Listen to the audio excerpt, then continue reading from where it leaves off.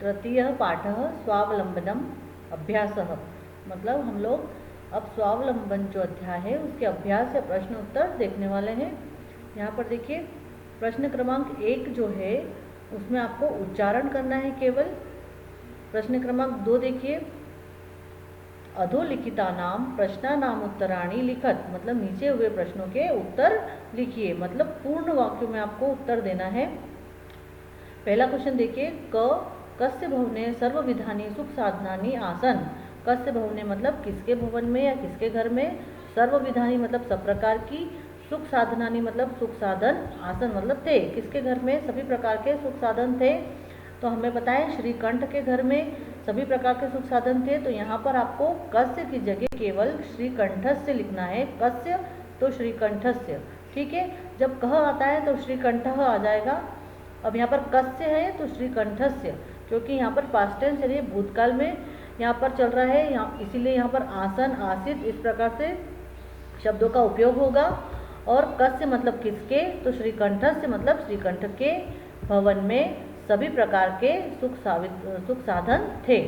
अब देखिए पूरा आपको भवने से लेकर आसन तक आपको क्वेश्चन में से ही लिखना है, केवल कस्य की जगह श्रीकंठ से लिखना है।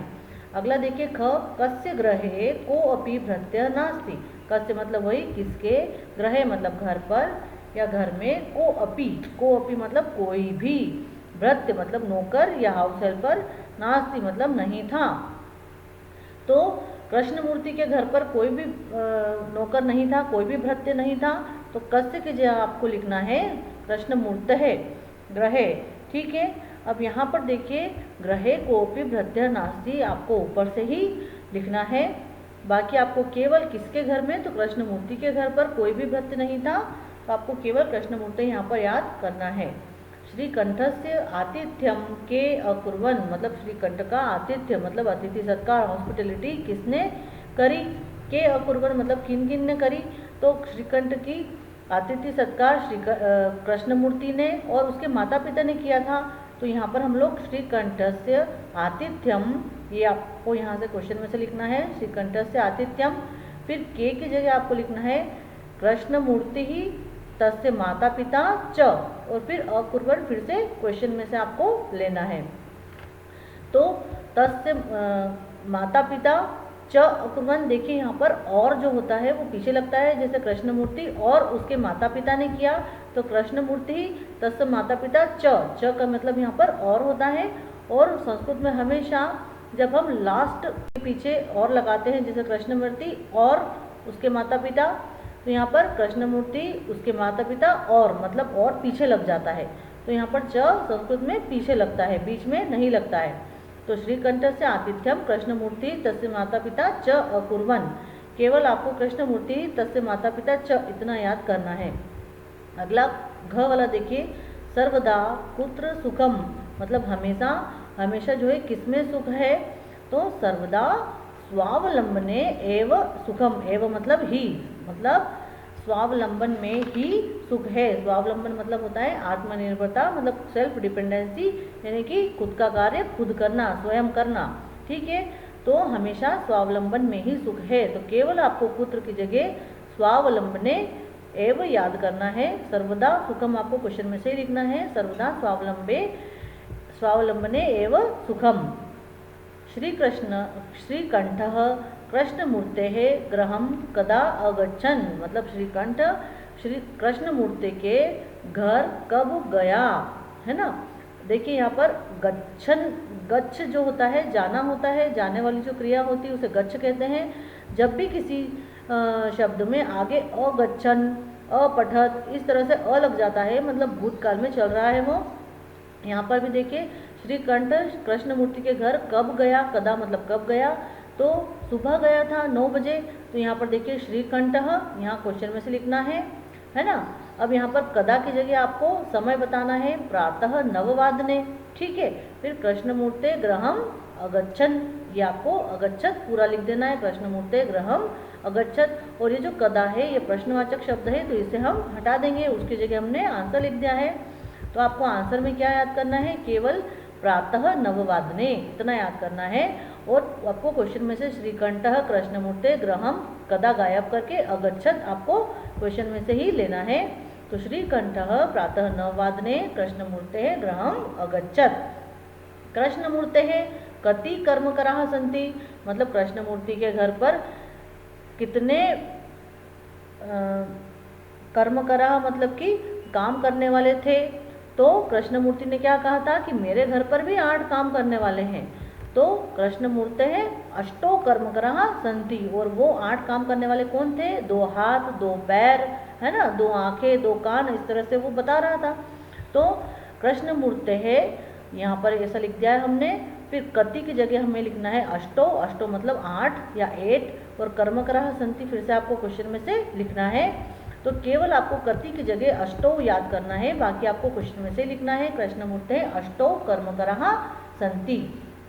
अब देखिए अगला जो क्वेश्चन है प्रश्न क्रमांक 3, उसमें है चित्राणि गणयित्वा, मतलब चित्र में गिन कर, गणयित्वा मतलब गिन कर, तदधः संख्यावाचक शब्दम लिखत, मतलब जो इसके नंबर हैं उसका संस्कृत में आपको लिखना है। अब यहाँ पर देखिए जो घड़े हैं, मटकियाँ जो है ये 18 है, मतलब 1 8 18 18, 18 मतलब होता है 1 और 8। तो अब यहाँ पर देखिए 8 को या 8 को हम लोग बोलते हैं अष्ट, और ये जो 10 है यहाँ पर 10 के बाद में 8 हुई, 10 + 8, तो 10 को बोलते हैं 10, ठीक है, 10 या संस्कृत में 10, और 8 को बोलते हैं अष्ट, तो अष्टादश, ठीक है। तो ये हमने यहाँ पर लिख दिया है अष्टादश। इस प्रकार से अगर आप समझेंगे तो आप आराम से संस्कृत में लिख पाएंगे। अब यहाँ पर देखिए जो मैंगो है ये है 21, ठीक है, 21 मतलब कि 20 + 1, हिंदी में कहें तो 20 और 1, तो 1 को बोलते हैं 1 और 20 को कहते हैं विंशति, 20 से मिलता जुलता ही है विंशति ही, तो ये हो गया 1 विंशति ही, ठीक है। फिर देखिए नीचे यहाँ पर जो फुटबॉल है ये है 15 मतलब 15, है ना, तो 15 को क्या बोलते हैं? 10 और 5 15, तो 10 को बोलते हैं 10 और 5 को बोलते हैं पंच, तो हो गया पंचदश। ये देखिए लिख दिया पंचदश, ठीक है। यहाँ पर देखिए ये 5 पहले लिखेंगे और 10 बाद में लिखेंगे, ठीक है। संस्कृत में इस तरह से चलता है, जैसे कि हम लोग 15 में यहाँ पर 1 5 15 में 1 जो टेंस होता है वो पहले आ जाता है और 1 हम लोग बाद में लिखते हैं लिखने में, लेकिन जब संस्कृत लिखते हैं तो 5 पहले लिखेंगे मतलब पंच, और 10 यानी टेंस बाद में लिखेंगे तो 10, ठीक है, पंचदश हो गया। अब देखिए आप यहाँ पर ये जो कैंडल्स है, जो मोमबत्तियाँ हैं, ये है 36, ठीक है, तो ये हो गया 36, 36 मतलब कि 30 + 6, तो 6 को क्या कहते हैं? षट, और 30 को बोलते हैं त्रिंशत, ठीक है। 10 विंशति और त्रिंशत, विंशत त्रिंशत चत्वारिंशत, है ना, 50, इस तरह से चलता है, 10 20 30 40 50, ठीक है। तो यहाँ पर हो गया षट और त्रिंशत, तो ये हो गया षट त्रिंशत मतलब 36 36। फिर देखिए यहाँ पर है ये जो कैंची है, ये जो सीजर है, ये 24 है, ठीक है, 24 मतलब 20 + 4, तो 4 को कहते हैं चतु, है ना, और 20 को कहते हैं विंशति, ठीक है। तो यहाँ पर हो गया चतुर्विंशति, ठीक, यहाँ पर हो जाएगा चतुर्विंशति। अब यहाँ पर जो ट्री दिए हुए हैं चतुर्विंशति होगा यहाँ पर। अब ये जो ट्रीज दिए हुए हैं यहाँ पर, सॉरी ये जो लीव्स दिखी हुई है, जो पत्ते दिए हुए हैं, ये है 33, है ना, हर रो में यहाँ पर 11 है, 11 है, तो 11 22 33 यानी कि 33 है। तो ये देखिए 33 मतलब 30 + 3, तो 3 को 3 को बोलते हैं त्रय, है ना, या त्रि या त्रय, और 30 को बोलते हैं त्रिंशत, तो ये हो गया त्रयस्त्रिंशत, ये देखिए त्रयस्त्रिंशत।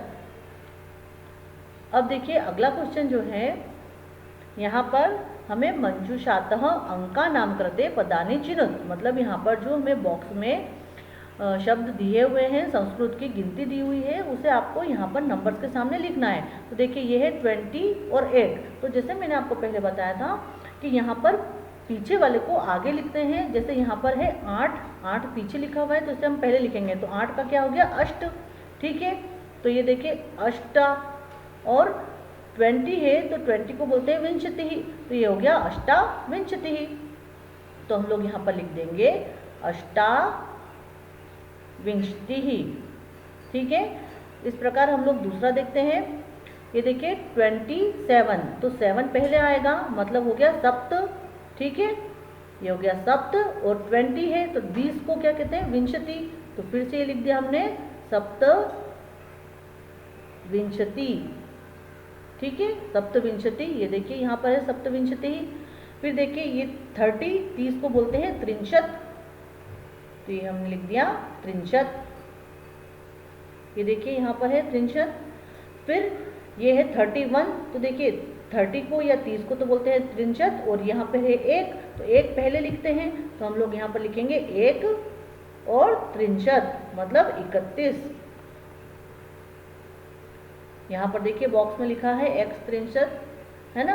अब देखिए 24, तो पहले 4 को लिखेंगे। ठीक, तो 4 को हम लोग बोलते हैं चतुष, या है ना चतुर, ये चतुर्थी या चतुर्थ, तो यहाँ पर हो गया चतुर, और ये 20 को कहते हैं विंशत, तो यहाँ पर हो गया चतुर्विंशत। ठीक है, या चतुर्विंशति। आपके यहाँ पर ऊपर बॉक्स में शायद चतुर्विंशति दिया है, हाँ ये देखिए चतुर्विंशति ही। फिर देखिए 40, तो 40 को बोलते हैं चत्वारिंशत, यहाँ पर दिया हुआ है चत्वारिंशत। फिर देखिए अगला है 50 या 50, तो 50 को बोलते हैं पंचाशत, यहाँ पर लिख देंगे पंचाशत। अगला क्वेश्चन देखिए, प्रश्न क्रमांक 5, चित्रं दृष्ट्वा मंजूषातः पदानि च प्रयुज्य वाक्यानि रचयत। मतलब चित्र को देखकर मंजूषात, मतलब जो ये बॉक्स है, पदानि च और मंजूषात पदानि च, मतलब कि बॉक्स में दिए हुए शब्दों को आपको यूज करके, प्रयोग करके वाक्य रचयत, मतलब वाक्यों की रचना करनी है। तो यहाँ पर देखिए 3 यहाँ पर हमें पिक्चर दिए हुए हैं। एक में है एक किसान क्या कर रहा है, खेत को हल जोत रहा है। यहाँ पर 2 किसान जो है खुदाई कर रहे हैं, खनन कार्य कर रहे हैं, और यहाँ पर 2 से अधिक। ठीक है, तो यहाँ पर 2 से अधिक जब भी होता है तो वो बहुवचन हो जाता है। 2 से अधिक मतलब 3 और 3 से ज़्यादा। तो वो यहाँ पर ये किसान क्या कर रहे हैं, यहाँ पौधों की रोपाई कर रहे हैं, पौधे रोप रहे हैं। तो हमें यहाँ पर 3 सेंटेंस बनाना है। तो एक, यह किसान, हम लोग लिखेंगे यह किसान खेत में खेती कर रहा है ना। तो यहाँ पर हम लोग एक किसान है तो हो जाएगा एषः, तो ये देखिए एषः, और किसान है तो कृषकः, तो एषः कृषकः क्षेत्रम कर्षति। तो इस प्रकार से ये सेंटेंस बन गया, एषः कृषकः क्षेत्रम कर्षति, मतलब यह किसान खेत में खेती कर रहा है। अब यहाँ पर देखिए अगला, ये 2 किसान हैं तो 2 के लिए होता है एतौ, तो ये हो गया एतौ। अब कृषकौ है ना, एषः कृषकः था, एषः एतौ एते, इस प्रकार से ये चलते हैं। और कृषकः कृषकौ कृषकाः। ठीक है, एक किसान है तो कृषकः, 2 किसान है तो कृषकौ, और 2 से ज़्यादा है तो कृषकाः। ठीक है, और वैसे ही यह, ये दोनों और ये सब, तो यह के लिए एषः, ये दोनों के लिए एतौ, और ये सब के लिए एते, इस प्रकार से हम लिखते हैं। तो यहाँ पर देखिए एषः कृषकः, फिर उसके बाद में एतौ कृषकौ। ठीक है, तो ये हो गया एतौ कृषकौ। और क्या कर रहे हैं, खनन कार्य करते हैं, तो खनन कार्यम। और अब यहाँ पर देखिए ती तह अंति, एक किसान है तो वहाँ पर हमने लगाया था कर्षति। ठीक है, ये हो गया ती यहाँ पीछे। अब 2 है तो तह, तो ये देखो कुरुतः हो गया। और यहाँ पर जब बहुत सारे किसान रहेंगे तो कुर्वंती हो जाएगा। यहाँ पर देखिए रोपयंती हो गया, है ना। तो ती तह अंति का भी उसी प्रकार से यूज करना है। तो यह किसान खेती करता है तो एषः कृषकः क्षेत्रम कर्षति। फिर यहाँ पर है 2 किसान खनन कार्य कर रहे हैं, तो हम लोग लिख देंगे एतौ कृषकौ। यहाँ पर है देखिए, ये रहा एतौ कृषकौ खनन कार्यम कुरुतः। ये देखिए खनन कार्यम कुरुतः, ती तह अंति, तह 2 के लिए यूज करते हैं, तो हो गया एतौ कृषकौ खनन कार्यम कुरुतः। फिर क्या है, ये सारे किसान, तो ये के लिए क्या होगा, ये सब, तो एते एते। और दो से ज़्यादा किसान हैं तो कृषका हो जाएगा, कृषक, कृषकौ, कृषकाः। जैसे आप बालक की विभक्ति लिखते हैं उसी प्रकार से कृषक की भी आएगी, कृषक भी पुल्लिंग है तो बालकः, बालकौ, बालकाः। उसी प्रकार कृषकः, कृषकौ, कृषकाः। अगर आपको और विभक्ति डिटेल में समझनी है तो आप मेरे विभक्ति वाले वीडियोस देख सकते हैं। तो ये हो गया एते कृषकाः। फिर क्या कर रहे हैं वो, धान रोप रहे हैं तो धान्यम और रोपयंती। तो देखिए ती तह अंति, दो से ज़्यादा के लिए अंति यूज करते हैं तो रोपयंती। तो हमारा थर्ड सेंटेंस हो गया एते कृषका धान्यम रोपयंती। तो ये 3 सेंटेंस हमने बना लिए हैं। फिर देखिए अगला क्वेश्चन जो है प्रश्न क्रमांक 6, उसमें हमें लिखा है कि अधोलिखितान समयवाचकान अंकान पदेषु लिखत। अब यहाँ पर आपको समय दिया हुआ है, टाइम दिया हुआ है, इसे आपको पढ़कर और लिखना है संस्कृत में। तो देखिए सबसे पहले मैं आपको बताती हूँ संस्कृत की जो गिनती है वैसे ही चलेगी जैसे हम लोग आगे अभी कर रहे थे। अब यहाँ पर एक चीज़ और दी हुई है, जैसे आधा घंटा जो होता है उसको हम लोग सार्ध लिखते हैं, ठीक है। तो जब भी आधा घंटा यूज़ होगा, और मैंने आपको बताया कि यहाँ पीछे वाली चीज़ को पहले लिखा जाता है। तो देखिए हम लोग बोलते हैं कि 10:30 बज रहे हैं, ये देखिए 10:30 हुई तो 10:30 मतलब 10.5 है ना, आधा, 10 और आधा, तो आधे को हम लोग पहले लिखेंगे तो हो गया सार्ध, ठीक है। अब ये तो यहाँ पर इन्होंने गलत लिखा हुआ है, द्वादश नहीं आएगा, यहाँ पर छपा हुआ बुक में गलत है, सार्ध यहाँ पर हो जाएगा सार्ध दश वादनम, ठीक है। सार्ध और फिर ये 10 है तो 10 और वादनम मतलब बजे हैं, तो सार्ध दश वादनम। उसी प्रकार यहाँ पर देखिए कितने बजे हैं, 5 बजे हैं, तो हम लोग यहाँ पर क्या लिख देंगे, पंच वादनम। क्या हो जाएगा यहाँ पर, पंच वादनम, ठीक। फिर यहाँ पर देखिए आप, यहाँ पर 7 बजे हैं, केवल 7, पीछे कुछ भी नहीं है, तो 7 बजे हैं तो 7 को बोलते हैं सप्त, तो हम लोग लिख देंगे सप्त वादनम, ठीक है। फिर देखिए यहाँ पर हाफ है, पहले आधा घंटा भी चल रहा है साथ में, 2 घंटे और आधा घंटा मतलब 2:30, तो आधा घंटा पहले लिखेंगे तो हम लोग क्या लिखेंगे यहाँ पर सार्ध। फिर 2 को लिख देंगे, द्वि होता है, 2 को हम लोग संस्कृत में द्वि बोलते हैं, तो सार्ध द्वि, और ये हो गया वादनम, ठीक है। फिर अगला देखिए यहाँ पर बजे हैं 11, तो 11 को संस्कृत में बोलते हैं एकादश, तो यहाँ पर हम लोग डायरेक्ट लिख देंगे एकादश वादनम। फिर देखिए यहाँ पर 4 बाद में आएगा, ये जो आधा घंटा है इसे हम लोग पहले लिख देंगे, तो हम लोग क्या लिखेंगे यहाँ पर सार्ध, और 4 को बोलते हैं चतुर, तो यहाँ पर हो जाएगा सार्ध चतुर्वादनम, ठीक। फिर यहाँ पर देखिए 3:30 है तो आधा घंटा पहले आएगा, तो हम लोग लिखेंगे यहाँ पर सार्ध, और आधे को और 3 को बोलते हैं त्रि, तो सार्ध त्रि और वादनम। फिर देखिए 9 बजी है तो यहाँ पर हो जाएगा नववादनम। फिर यहाँ पे 12.5 यानी कि आधा घंटा आया है, तो पहले आधे घंटे को लिखेंगे हम लोग सार्ध, और 12 को बोलते हैं द्वादश, ठीक है। देखिए 12 को द्वादश क्यों लिखा है ना, 12 मतलब 10 और 2, तो 2 को पहले लिखेंगे, है ना। तो पहले हमने आधा घंटा लिखा मतलब सार्ध, उसके बाद में हम लोग 2 को लिखेंगे मतलब द्वि, ये लिखे सार्ध द्वा, और फिर 10 को लिखेंगे तो सार्ध द्वादश वादनम। इस प्रकार से हम लोग गिनती बनाते हैं इसकी संस्कृत की।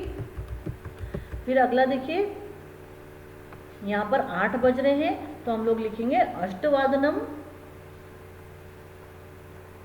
यहाँ देखिए 1 और आधा घंटा है तो आधा है, तो सबसे पहले हम लोग लिख देंगे यहाँ पर सार्ध, और 1 सार्ध 1 वादनम। फिर देखिए यहाँ पर 7 और ये 30 मिनट्स भी हैं, तो आधा घंटे को हम लोग सबसे पहले लिखेंगे सार्ध सप्त वादनम। अब अगला क्वेश्चन देखिए, मंजूषाद पदानि चित्वा रिक्त स्थानानि पूरयत, मतलब यहाँ पर बॉक्स में देखकर आपको रिक्त स्थान भरने हैं। तो सबसे पहला देखिए डैश ऋतवः भवन्ति, तो हिंदी में 6 यानी कि 6 ऋतु होती है ना, जिसमें कि शरद और बसंत और सब आ गई वहाँ पे, तो ये हमने यहाँ पर षड लिख दिया, षड ऋतवः भवन्ति, है ना, मतलब 6 ऋतुएं होती है। फिर देखिए मासः मतलब कि जो महीने होते हैं, मंथ होते हैं, वो मासः भवन्ति मतलब होते हैं, कितने होते हैं, 12 होते हैं। तो 12 कितने होते हैं 10 + 2 मतलब द्वि और 10, तो द्वादश हो गया, है ना। तो यहाँ पर हो जाएगा द्वादश, मासः द्वादश भवन्ति। ठीक, ये षट भी हो गया है। फिर देखिए एकस्मिन् मासे मतलब एक मास में या तो कितने होते हैं 63, है ना, अथवा 31 दिवसः भवन्ति। देखिए 63 मतलब 30, एक मास में या तो 30 या फिर 31 मतलब 31, तो एक पहले आएगा और 3 बाद में आएगा, तो गया 31, है ना। तो 63 अथवा 31 दिवसः भवन्ति। फिर अगला देखिए फरवरी मासे सामान्यतः दिनानि भवन्ति। फरवरी मास में सामान्यतः कितने दिन होते हैं 28, है ना। तो यहाँ पर 8 पीछे हैं, मतलब 8 को पहले लिखेंगे तो हो गया अष्टा और विंशति ही। ठीक है, तो यहाँ हम लिख देंगे अष्टाविंशति ही दिनानि भवन्ति। फिर मम शरीरे हस्तौ स्तः मतलब मेरे शरीर में हाथ हैं। कितने हाथ हैं 2, मतलब 2 हाथ हैं। ठीक है, तो यहाँ पर हो जाएगा 2।